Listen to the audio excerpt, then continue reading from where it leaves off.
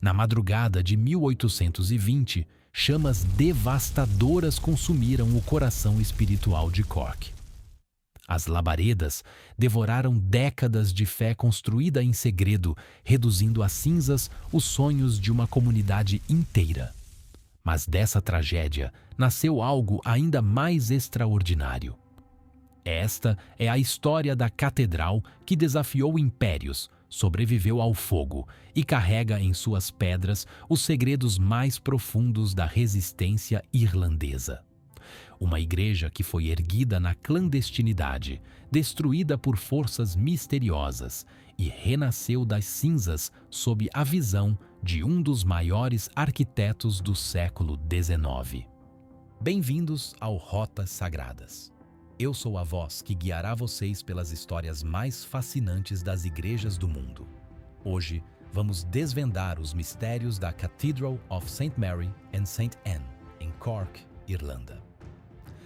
A Cathedral of St. Mary and St. Anne se ergue majestosa em Shandon, um bairro cujo nome carrega significados ancestrais. Shandon vem de Shandun, que significa forte antigo em gaélico irlandês, revelando que este local já era sagrado desde os tempos medievais. Conhecida pelos habitantes locais como North Cathedral, sua imponente torre de pedra vermelha e branca se destaca no skyline de Cork, especialmente quando iluminada nas noites irlandesas. Mas não se deixem enganar pela aparente tranquilidade. Esta catedral guarda segredos que vão muito além de sua beleza arquitetônica. Como sede da Diocese de Cork and Ross, ela não é apenas um templo, é um símbolo vivo da resistência espiritual e cultural do povo irlandês. E para entender por que ela é tão especial, precisamos voltar no tempo, para uma das épocas mais sombrias da história da Irlanda. Entre 1695 e 1829, a Irlanda viveu sob o peso das Penal Laws, leis britânicas que não eram apenas regras, eram armas de guerra espiritual contra o povo irlandês católico. Imaginem um mundo onde vocês não podem construir uma igreja visível de pedra, celebrar uma missa em público, educar seus filhos na própria fé, possuir terras ou cavalos de valor, votar ou ocupar cargos públicos, nem mesmo carregar armas para se defender. Os católicos irlandeses foram empurrados para as sombras. Padres celebravam missas escondidos em pedras no meio das florestas, os famosos Mass Rocks. Famílias construíam esconderijos nas paredes de suas casas, chamados priest holes, para proteger sacerdotes fugitivos e objetos sagrados. A Igreja Católica Irlandesa não apenas sobreviveu na clandestinidade, ela floresceu no silêncio, alimentada por uma fé que nenhuma lei poderia extinguir. E foi nesse contexto de repressão brutal que nasceu nossa catedral. Porque quando você proíbe alguém de construir uma igreja, às vezes eles constroem uma catedral. Em 1730, em plena vigência das Penal Laws, algo extraordinário aconteceu em Cork. A comunidade católica local, liderada pelo bispo Dom Matthew McKenna, tomou uma decisão que mudaria para sempre a paisagem espiritual da cidade. Eles iriam construir uma igreja. Não uma capela discreta, mas uma verdadeira catedral dedicada a Santa Maria, mãe de Jesus, e Santa Ana, mãe de Maria. Duas mulheres que simbolizavam a maternidade divina e a continuidade da fé através das gerações. Mas aqui está o que torna essa história ainda mais impressionante. Essa catedral não foi construída por reis, nobres ou arquitetos famosos. Ela foi literalmente erguida pelas mãos do povo de Cork. Pedreiros católicos, carpinteiros, trabalhadores simples, homens e mulheres que trabalhavam durante o dia em seus ofícios e à noite, em segredo, carregavam pedras e argamassa para construir seu templo. Cada tijolo colocado ali era um ato de fé e rebeldia. Cada coluna erguida era uma declaração silenciosa. Vocês podem nos proibir, mas não podem nos parar. E havia um simbolismo ainda mais profundo na escolha dos materiais. Muitas das pedras utilizadas na construção vieram de igrejas católicas antigas, que haviam sido destruídas durante a Reforma Protestante.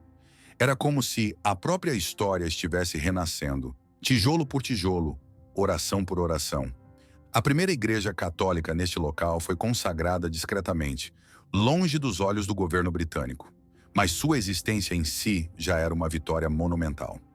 Em 1808, algo histórico aconteceu. A modesta igreja de Cork foi oficialmente elevada à categoria de catedral, tornando-se a sede da Diocese de Cork. A catedral foi dedicada em 1808, com estilo neogótico revivalista inicial e construída principalmente de arenito. Este não foi apenas um evento religioso, foi um marco político e cultural. Pela primeira vez em mais de um século, os católicos irlandeses tinham uma catedral oficial, um símbolo visível de sua fé que não poderia mais ser ignorado ou escondido. Mas a história estava apenas começando. O destino reservava uma prova de fogo, literalmente, para testar a resistência dessa comunidade. Na madrugada de um dia de 1820, a data exata se perdeu na história, mas acredite-se que tenha sido em agosto. Cork acordou com o cheiro de fumaça e o brilho sinistro das chamas cortando a escuridão. A Catedral de Santa Maria e Santa Ana estava pegando fogo. O edifício foi extensivamente danificado por um ato de incêndio criminoso em 1820. As chamas devoraram a nave principal como uma besta faminta. O telhado de madeira ruiu em cascata de faíscas e brasas. Os elementos internos, pacientemente esculpidos por décadas de devoção, foram reduzidos a cinzas em questão de horas. A antiga torre, mais simples que a atual, não resistiu ao calor intenso e desabou parcialmente, espalhando escombros pelo pátio da igreja. Os arquivos da diocese, documentos preciosos que contavam a história da resistência católica em Cork, foram perdidos para sempre. Objetos litúrgicos antigos, alguns trazidos secretamente da Europa durante as perseguições, viraram pó. Mas o que realmente aconteceu naquela noite? As causas oficiais apontam para duas possibilidades. A primeira, um acidente com velas ou lamparinas a óleo, comuns na época. A segunda é mais perturbadora. Muitos acreditam que foi um ato de incêndio criminoso. Uma ação deliberada de forças antirreligiosas que ainda viam a catedral como uma afronta ao domínio protestante. O uso da palavra arson nos registros históricos sugere que não foi um simples acidente.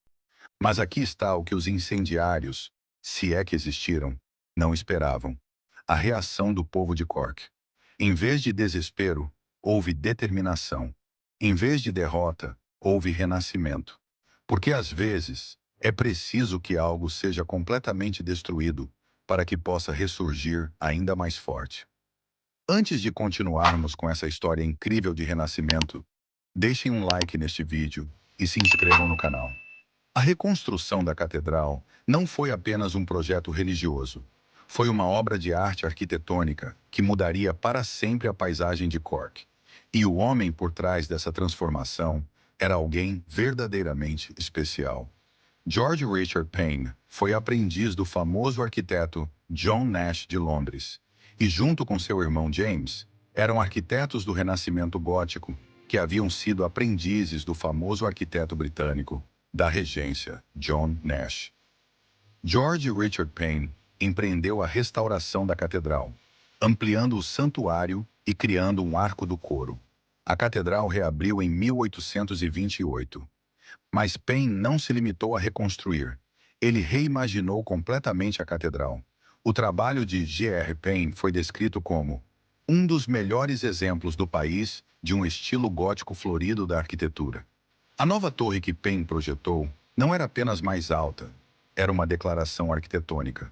Construída com pedra vermelha e branca alternadas, ela se tornou instantaneamente um marco visual de Cork.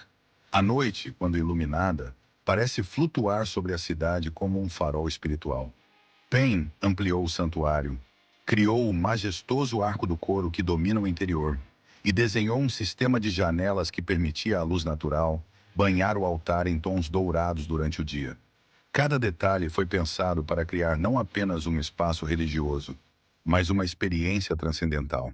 E aqui está um detalhe que sempre me emociona. Durante toda a reconstrução, que durou 8 anos, a catedral nunca parou de funcionar completamente. Missas eram celebradas ao ar livre, no pátio, sob o céu aberto.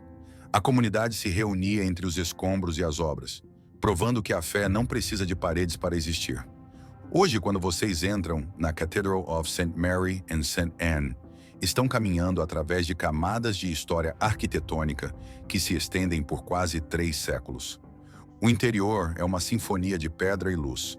A nave central se eleva em colunas de pedra clara que parecem brotar do chão como árvores petrificadas. O teto, abobadado no estilo inglês, cria uma sensação de infinito, como se o espaço se estendesse além do que os olhos podem ver. Mas é no batistério que encontramos uma das características mais marcantes da catedral. O piso em espiral não é apenas decorativo, é profundamente simbólico. Representa a caminhada espiritual rumo ao centro da fé, cada passo circular nos aproximando mais do divino. A renovação de 1996, sob a visão do arquiteto Richard Hurley, trouxe o santuário para o corpo da catedral e colocou a congregação ao redor de 3 lados do altar. Esta mudança revolucionou a experiência litúrgica, criando uma intimidade entre celebrante e fiéis que rompe com a tradição mais formal das catedrais antigas. O círculo de mármore ao redor da fonte batismal simboliza a renovação espiritual, um ciclo eterno de morte e renascimento espiritual que ecoa a própria história da catedral. Os vitrais coloridos são obras de arte em si mesmos. Alguns dizem que, se vocês olharem atentamente, podem encontrar elementos sutis que lembram as chamas do incêndio de 1820, línguas de fogo estilizadas nas bordas dos vidros, como uma lembrança silenciosa da tragédia que deu origem à beleza atual.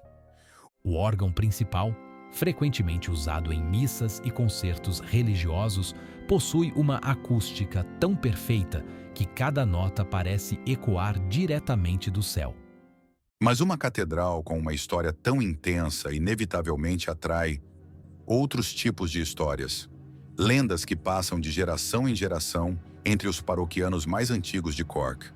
A primeira lenda fala da luz que nunca se apagava. Por décadas, moradores de Shandon relataram uma luz fraca e persistente no interior da catedral durante a madrugada, mesmo quando o prédio estava completamente fechado e vazio. Não era a luz elétrica, era algo mais antigo, mais misterioso. Alguns a descreviam como uma vela espiritual, impossível de apagar, que representava as orações não atendidas e as intenções deixadas pelos fiéis ao longo dos séculos. A segunda lenda é ainda mais intrigante. Paroquianos antigos falam sobre a figura recorrente de um sacerdote de batina preta que caminha pelas laterais da igreja ou aparece nos fundos da sacristia. O mais fascinante é que ele nunca assusta ninguém. Pelo contrário, sua presença é descrita como reconfortante, protetora. Muitos acreditam que seja o espírito de um padre que morreu durante o incêndio de 1820 e que ainda continua cuidando de sua igreja. Nas décadas de 1930 e 1940, havia relatos frequentes de sinos tocando brevemente durante a madrugada, mesmo sem ninguém na torre. Alguns tentavam explicar como vento ou falhas mecânicas, mas os moradores supersticiosos viam nisso um aviso espiritual, ou um chamado para rezar por almas esquecidas. Durante as reformas foram descobertos restos humanos enterrados sob o piso da nave, provavelmente padres ou fiéis importantes de épocas passadas. A falta de registros alimentou rumores de que a catedral abriga túmulos sem nomes, segredos enterrados literalmente sob os pés dos fiéis. Muitos relatam que certas áreas, especialmente próximas ao batistério, têm uma temperatura inexplicavelmente mais baixa em certas noites. Hoje, a Cathedral of St. Mary and St. Anne continua sendo muito mais do que um monumento histórico. Como sede da Diocese de Cork and Ross, ela é o coração pulsante da vida católica da região. Grandes celebrações litúrgicas como a Confirmação, Corpus Christi e Semana Santa transformam a catedral em um centro de fé que reúne milhares de pessoas. Missas diárias, casamentos, batismos e eventos comunitários mantêm suas pedras vivas com oração e celebração. A catedral também se tornou um ponto de peregrinação local. Muitos fiéis incluem uma visita aqui como parte de suas rotas espirituais pelo bairro histórico de Shandon. Uma tradição tocante. Todo mês de agosto, a catedral realiza uma missa especial lembrando o incêndio de 1820. Não como uma tragédia, mas como uma celebração do Renascimento. É um lembrete de que, mesmo das cinzas mais profundas, a fé pode florescer novamente. A Cathedral of St. Mary and St. Anne é muito mais do que pedra, argamassa e vitrais coloridos. Ela é um testamento vivo da capacidade humana de transformar perseguição em resistência, tragédia em beleza e destruição em renascimento. Em cada coluna que Paine ergueu das cinzas, vemos a genialidade arquitetônica que pode brotar da necessidade. Em cada luz que atravessa seus vitrais, sentimos a fé de gerações que se recusaram a ser silenciadas. Em cada oração sussurrada em seus bancos, ouvimos o eco de séculos de esperança que nenhuma lei conseguiu extinguir. Sinos que tocaram sem mãos, uma luz que nunca se apagou, um padre silencioso que ainda guarda sua casa. Verdade ou imaginação? O fato é que algumas igrejas carregam em suas paredes mais do que história. Carregam alma. Se vocês estão visitando Cork, essa catedral merece muito mais do que uma visita rápida. Ela merece um momento de silêncio para contemplar a força espiritual que essas pedras irradiam. Contemplar como a fé pode sobreviver a qualquer tempestade. E se vocês chegaram até aqui comigo nessa jornada pelas rotas sagradas, deixem nos comentários. Vocês acreditam nas lendas? Que outras igrejas misteriosas da Irlanda vocês gostariam de explorar? Suas sugestões podem ser o próximo destino das nossas aventuras espirituais. Curtam o vídeo, inscrevam-se no canal e ativem as notificações, porque toda semana temos uma nova história esperando para ser descoberta. Até a próxima Rota Sagrada, que ela os conduza sempre à luz.